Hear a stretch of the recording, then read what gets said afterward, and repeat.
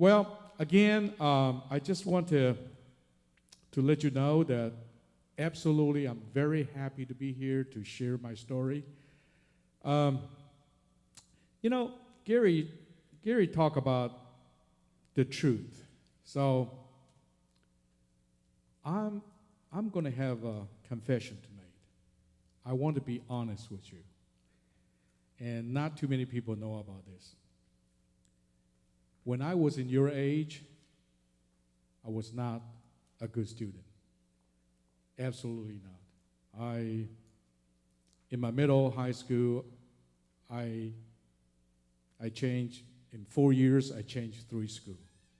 I got kicked out each and every school I was in.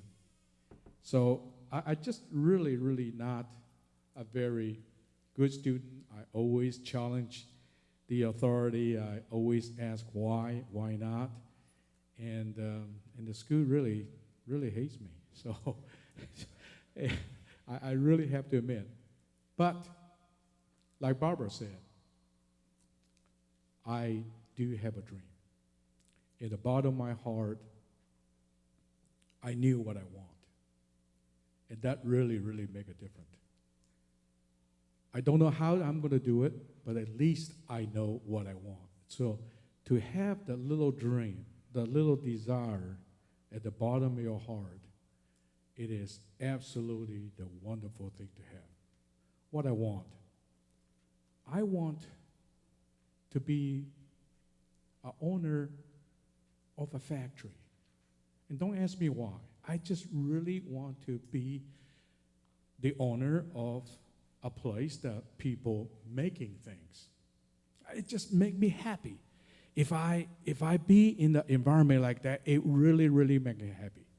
And then I realized there's a country in this world called America. Because America is a nation of dreamers. So if I'm a dreamer, I want to be in a country of America because they're filled with dreamers. In this country, honestly, the only limitation is the size of your dream and the degree of your dedication. So I say, wow, I want to come to America. Next chart, please. And this is what I did. I was born and raised in a little country called Taiwan. And in 1976, almost 40 years ago, I flew all the way from there to Los Angeles, and then from Los Angeles to Kansas City, and from Kansas City, next chart please, I took the bus like this to go to Warrensburg, and that's the home of University of Central Missouri, because I knew I have a dream, but education never hurt me. So I want to have a degree if I want to survive in this great country of mine.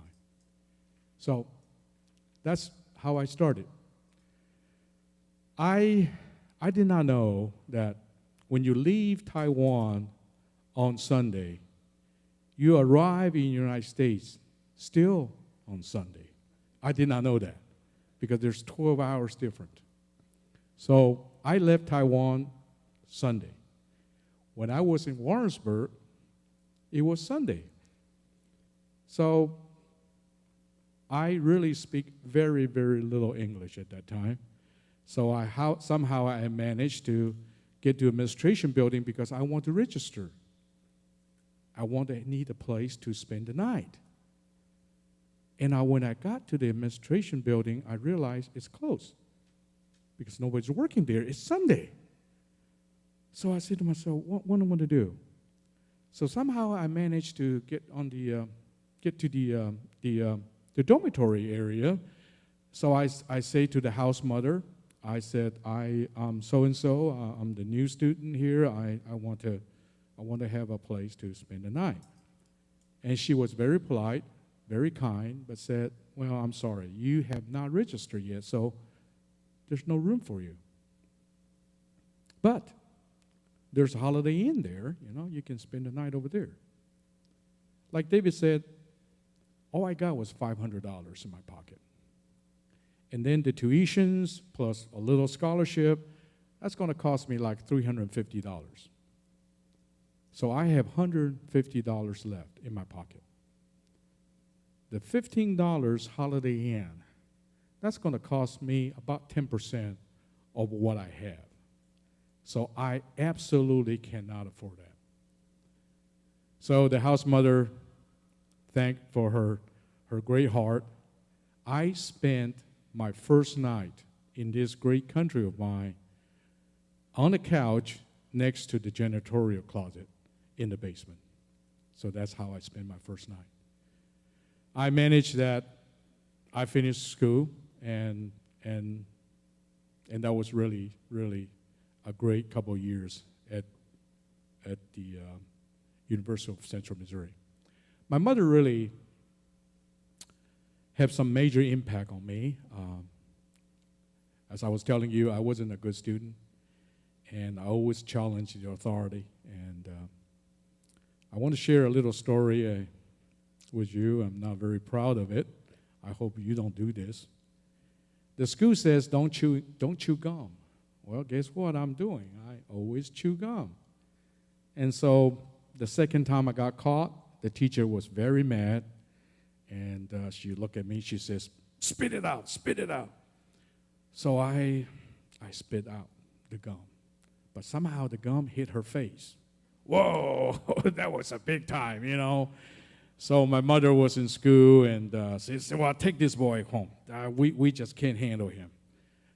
So my mother and I will walk out of school, and she was very quiet, you know. And I said, "My gosh, you know, this time I'm going to get it." After a while, my mother stopped and looked at me. I was about 11 years old, and she said, "Well, maybe this school is not good for you. Let's work a little harder. Let's find a better school for you." That had a major impact in my life because my mother trusted in me. She knew that I did something wrong, but not terribly wrong. So she wanted to give me another chance. So I really give a lot of credit to my mother because the size of her heart, because the way that she treated me. Next chart, please. You know, America is great. America is the nation of all the dreamers. You know, you can do anything you want in America. But another reason America is great is because Americans are kind people. This family is Miller family. The man is standing in the center, David Miller, and his lovely wife, Mary Miller. They own a small hamburger store off campus. You know, in school, they have a cafeteria. They have a food from Monday through Friday. But the cafeteria closed on Saturday and Sunday. And so Saturday, I'm okay. I always, you know, get some bread and peanut butters or whatever. I'm not hungry. But Sunday's kind of tough. So one Sunday afternoon, I was so hungry. So I walk off the campus, and I saw this little store, this hamburger store. So I want to make sure that I have all the money. So I reach out in my pocket. I got all the changes. So when I approach the counter, and I want to make sure how much I have.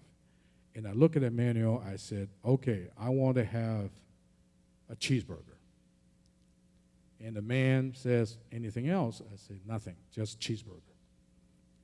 "What do you want to drink?" "Just water." So I gave the man all the changes. So he counted. So I was sitting there and wait for my hamburger. After a while, he says, "Okay, son, your food is here." I went up there.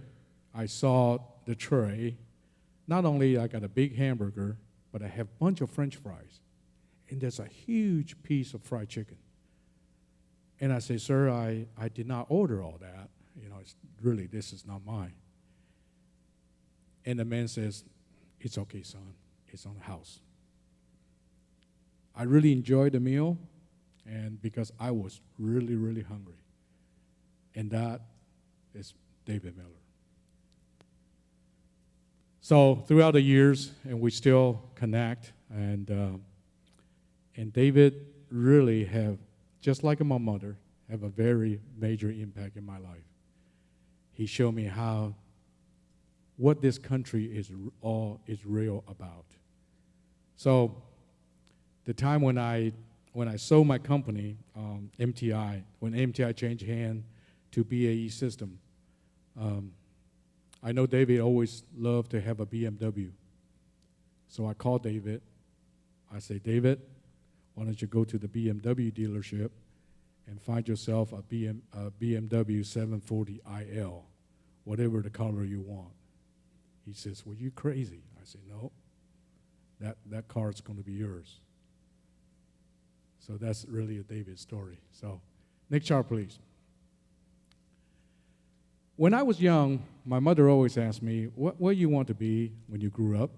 Like I was telling you the story, I want to be the head of a factory. So after my graduation, I worked for Harris Corporation, like David was telling you about. But this was 1980s.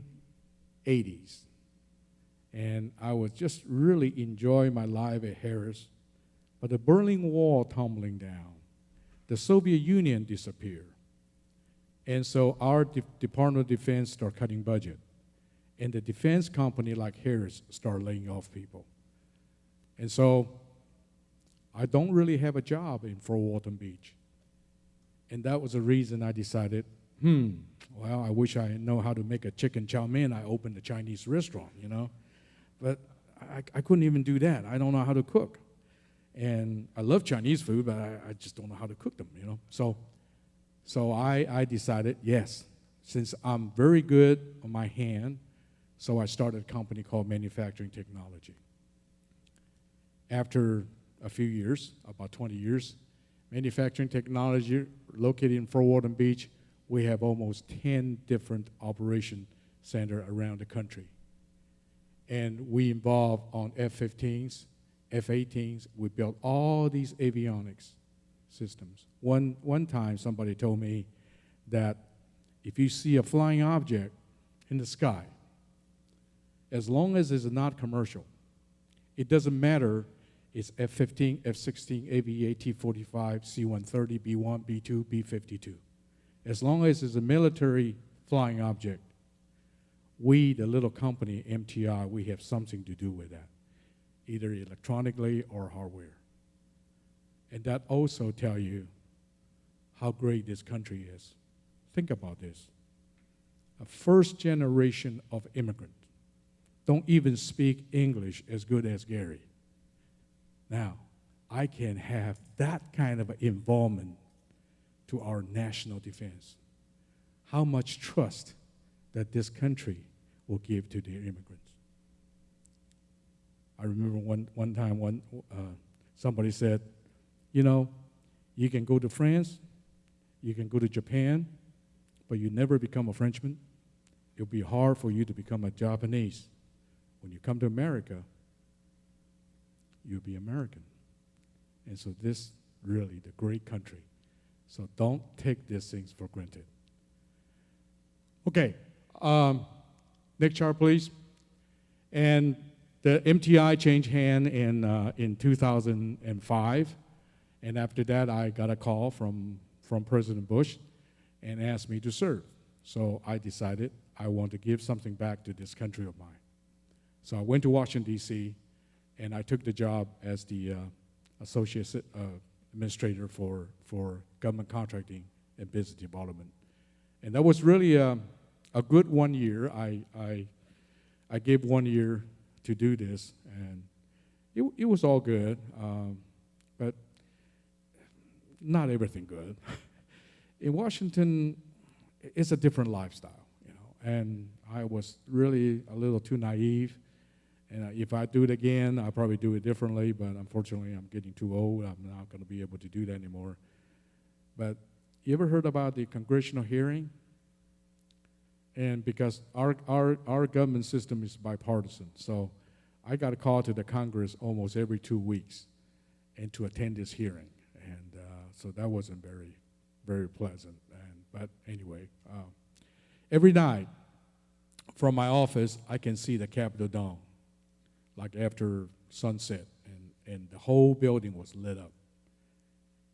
And that sight really means a lot to me, because even I work hard, I look at the things that really remind me who I really work for. So I enjoy my time in Washington, D.C. Next chart, please. Okay, and then after that, I started another company called TPP. TPP involved on obsolescence management, environmental compliances, and conflict matter reporting. Now, this company actually started with obsolescence management. Remember at MTI, the chart that I make lots of electronic product? Okay, well, I see the opportunity, because each and every electronic devices also use lots of components. Now, most of the components are computer-driven computer chips. So this chips is actually coming from the wafer, and the wafer is coming from this little silica. So who control the silica? Who can manufacture the component? So I said, that's an opportunity.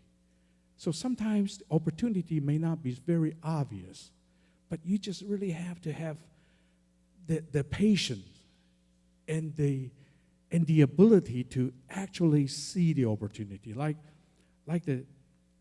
some of these Chinese painters. Chinese painters never seen the scenery to paint a nice picture. They may be sitting in their living room, but they have a vision. They can see something actually is not visible. And that's the key to be successful, in business. For example, this pencil box, okay? Brian is a wonderful young man. He come out with this pencil box. But the pencil box is only sell for $4.50. I wish my heart he would be successful. But if you think about it, if this pencil box can do maybe just a little bit more than just the pencil box, you add a little bit more in there, a value-added things, so you distinguish yourself, the difference between all other pencil box everybody can offer. Then you can charge, my God, $6 or $8. There's really nothing wrong to make money. That's really my message. And next chart, please. Actigraph, how I started this company. Well, about 12 years ago, I was in my office. A gentleman called me. His name is Marty Skoka. He owned a company in town, and he said, well, unfortunately, I was in my 50s, and he was in his 70s. So he was telling me the company was not doing well, but he wanted to sell me this piece of a business. It's called Actigraph. So he says, well, just pay for my inventory and hire my people. So I hired people, it's no problem, because we have like almost 500 people. So we hired the 5 people over here. And I say, how much is the inventory? He says, roughly about $20,000. So we, make a long story short, we did a physical inventory, and I called him back. I said, Marty, I appreciate the opportunity, but I just cannot pay you $20,000. He says, well, whatever you can pay me. I said, no, you don't understand. I have to pay you $60,000 because that's how much your inventory worth. So in business, what comes around goes around. When somebody's down, don't kick him, Lend a little helping hand. I think these people will remember you forever. So Marty came to my office and really explained this Actigraph is all about. It's accelerometer. It measures your movement and calculate the calorie burn. So when I saw these things, after 3 hours explanation, I said to myself, my God, if I can convert these things from analog to digital, if I can put some more software in here, if I can can move from the military market to the commercial market if the health care is going to be the number one spender things for our government. I am holding a very powerful little things in my hand. Without Marty come in, spend 3 hours with me and really explain these things, I may not be able to see that. So today, Actigraph did about, $7 million, and they're doing business with 28 different countries in the world. And we receive a contract for NIH, stand for National Institute of Health. We receive a 4-year exclusive contract. So the next 4 years, when the government of the United States doing any kind of studies, like obesity studies, like cancer rehabilitation study, like sleep disorder studies, they're going to use one device only, which is going to be Actigraph. So it's a matter of how you see the opportunity. I think that's really, really the key to be successful. Next chart, please. In China, I understand the air pollution is getting worse and worse and worse. So, and I look at it, I say, well, gee, China is just like United States. We have plenty of cold. Now, cold is really the number one polluter. So, but to ask United States and China not to burn coal, it's just not economically feasible thing to say. So the only way to solve this problem is to increase the efficiency of burning coal. So I come out with a way that, it used to be burn the coal like this, so it's really not 100% burned. When the coal is not 100% burned, that's where the pollution is. There's a lot of NOx, there's a lot of SOx, they all coming through the chimney, and everybody breathe it. So make everybody cough. So I grind the coal, I mix the coal with oxygen, and I blow the oxygen back into the chamber. So it's almost 100% burned. When the coal is 100% burned, guess what? There's no pollution. So that's really our solution. And if there's any future in China, I think so. Next chart, please. Enough of me. I want to talk about you and each and every one of you. Do you have a dream? Do you want to do something and make a difference in your life? Or do you want to do something and make a difference not only to your life, but to the life of the people around you? If you don't have a dream, ask yourself why you don't have a dream. Why? This is such a land of opportunity. Why you don't even have a dream? Next chart, please. A dream can turn with some really realities. Look at this. The 10 greatest inventions of the 20th century. Number 1 is telephone. We grow from this telephone to the iPhone, to the smartphone. The airplane, look at that. The airplane, you can go from point A to point B. It's much faster and much safer. Gas turbine engine, that's another great invention. Penicillin. See how many lives been saved in the last 50 years because of penicillin. Satellite technology, make your cell phone works much better. Next chart, please. Television, my God, from black and white to the color television now. Air condition. You and I cannot sit here without the air condition. So the air condition will really, really make it comfortable for our life. Robot. You know how many lives that we save to detect this roadside bomb in Iraq and Afghanistan? Because the robot, and of course robot, also provide many, many other benefits. Personal computer and internet. And these are all great inventions by people just like you. And you can do this. You absolutely can do this. As long as you can see the opportunity, you can come up with a better idea to do things. You will be the next inventor. Next chart, please. The boys in the picture, his name is Keith Harris. Keith was born without a hand. 4 days ago, in the last Tuesday, Keith was the happiest boy in the whole wide world because he got an electronic hand. Look at the smile on his face when he high-fived with his mother. That electronic hand have all kinds of sensors, probably like 2,000 sensors in there. So the hand can move whatever Keith wanted to move. That hand, 5 years ago, will roughly cost about $200,000. Keith got his hand through the 3D printing and robotic technology.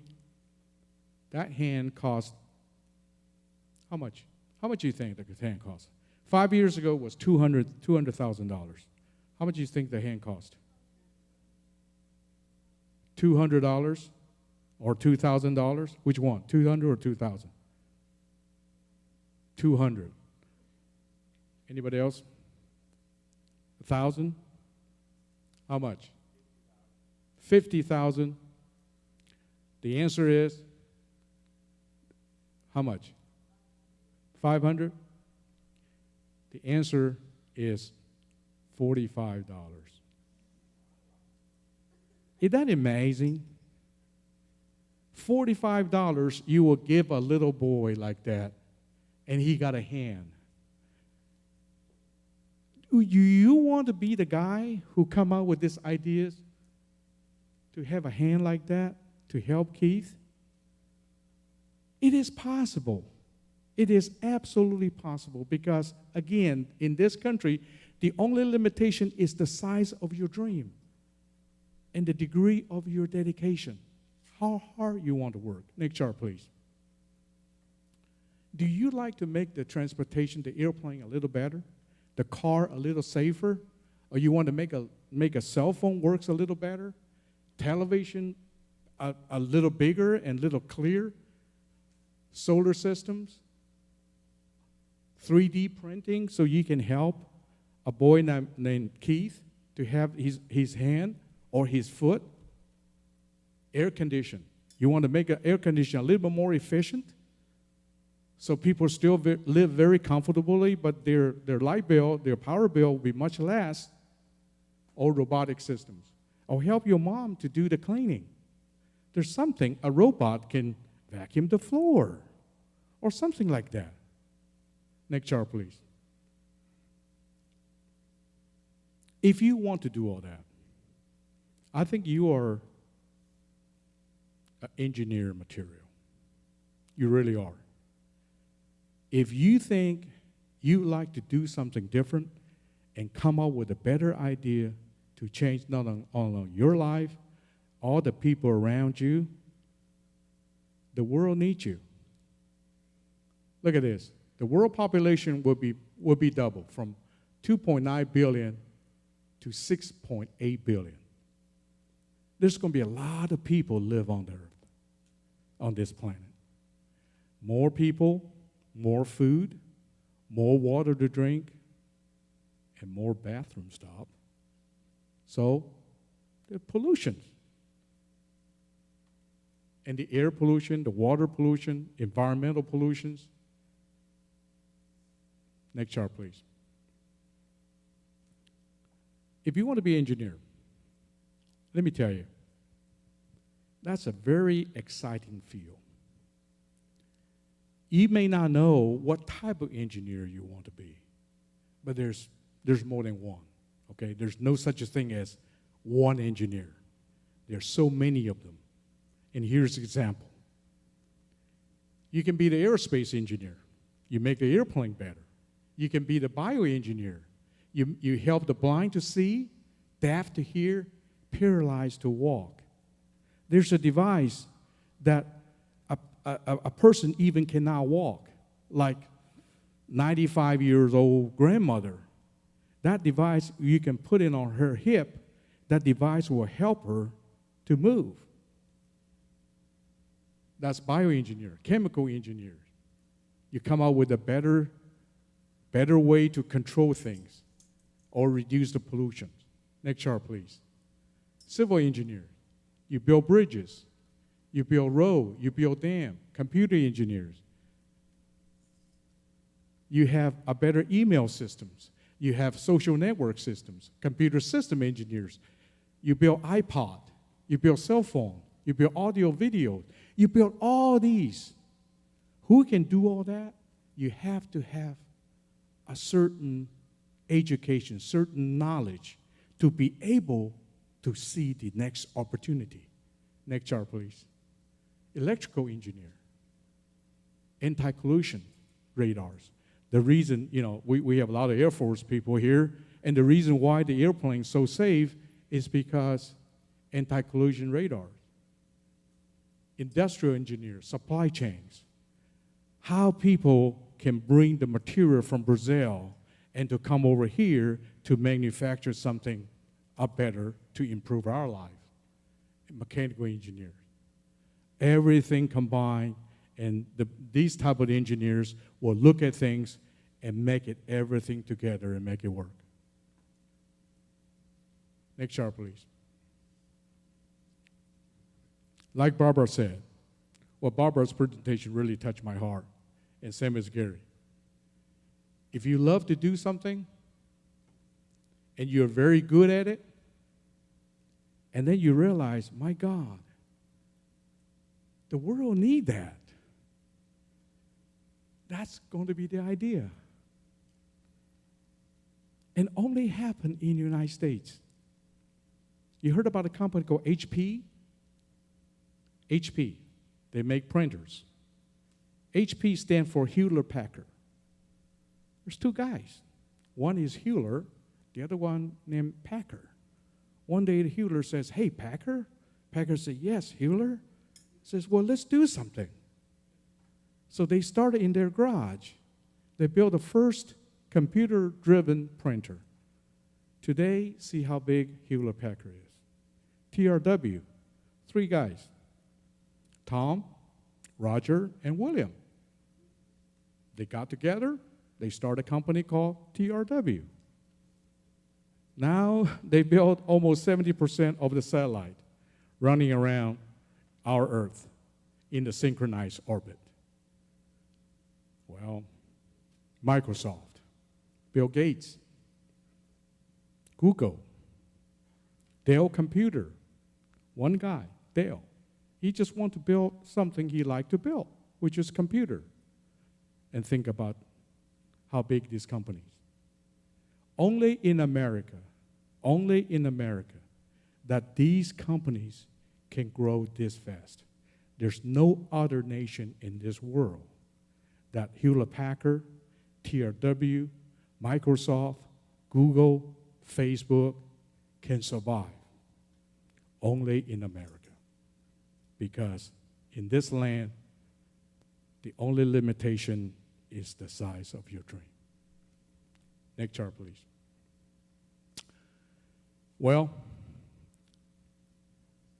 be an engineer, you'll be able to see the opportunity. When you see the opportunity, you might, like Brian, you might make a business out of it. And that's the entrepreneurs. Now, the way that you have to educate yourself to be able to see the opportunity, you really have to spend some time on STEM. That stands for science, technology, engineering, and mathematics. Because this is the shortcut, guys. It is really a shortcut. Yes, we do need those people who major in liberal arts. There's nothing wrong to major in liberal arts. We need artists. We need writers. We need all that. But we also need lots of engineers. Lots of people can see the opportunity. How many people have an iPhone? Everybody have an iPhone, right? iPhone started about roughly 6 years ago. Apple introduced iPhone. 6 years ago, how many apps? So you can download from App Store, you buy, you pay for it, How many apps for iPhone? It's about 800 6 years ago. Do you know how many apps available for iPhone today? Just guess. It's about 1.8 million apps on the iPhone. So there are people who come out with all these apps, and they live on iPhone. If you come out with an app, people like your app, so you put your app on the iPhone App Store. You can sleep 2 o'clock in the morning. You go. Somebody is buying your app, and iPhone will take 20%. If the guy paid $10 for your app, iPhone take $2. The $8 will go to your bank account. While you're,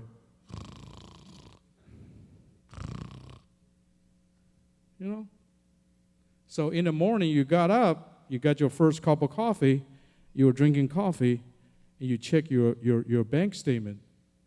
Oh, hell, I make $3,000 last night. You know how many millionaires that iPhone made in the last 6 years? It's over 1 million. You think that's hard to make money? Not in the United States. There's nothing wrong to make money as long as you make it honestly and ethically. This is the only country that people really don't mind you get rich, but they want to know how you make your money. Many other countries, they don't care. They just want to know you have the money or you don't have the money. But in this country, this is the only country in the world, they want to know, hey, how you make it? If you started with nothing, you get a lot of respect. Like I'm now. No, I'm kidding. So think about that. Really think about that, okay? So in your career path, you really need to think about that. Okay, next chart, please. Advice for young leaders, don't be afraid. Take a high road. I think all the previous speakers told you everything. My advice to you is stay in school. Keep learning. And don't have a lot of tattoo on your face or your hand or somebody can see it. You want to have a tattoo? Okay. Hide it. Because your next employers, if you want to have a job in Google, you want a job in Apple, or a job in Hewlett-Packard or TRW, you don't really want to have all the tattoos on your neck. That turned down people. Yes, I know, people like to have that kind of things, but there's a reality, okay? There's something you like, but there's a reality. So what's the difference? You have to decide. Okay, next chart. This will be my last chart. We talk a lot about America. We talk a lot about American dream. We talk how lucky we are to be Americans. Now, when you think about it, the bottom line, what is American dream? I think the American dream is a combination of freedom, ingenuity, integrity, opportunity, and inclusion. This makes America great. Freedom. Many countries, many people, other people in this earth, value freedom as a principle, but only we, Americans, we think freedom is our core value. Ingenuity. You can come to this country, or you can grow up poor. You're not nobody. But in this country, there's opportunity you can become an entrepreneur. And I am the living proof. I am the absolute living proof for that. Integrity. If you never live overseas or you never do business internationally, it's hard for you to understand. Yes, we do have a lot of crooks. A lot of people try to take advantage on you. But we have much less crooks compared with other countries in this world. Opportunity, obviously, we talk about all that. It's just a matter how you can see the opportunity, how you're going to make it better for your life, how you're going to make it better for the life around you. Inclusion. Today, there's 150 million people around the world. If there's an opportunity, they will drop everything. They will come to the United States. They will become the next generation of the immigrants. 150 million. That's about 1 in 30 in this world population. But in America, there's 80% of Americans, according to Gallup poll. 80% of Americans says, my community, yeah, we like immigrants. We like to open our arms. We like to accept them. We hope that they all become American. So that makes American great because Americans are not only very, very nice, but they really have a good heart. So take advantage on the opportunity that this country can offer to you and just dream big and make something out of your life. Thank you very much. I appreciate that. Thank you.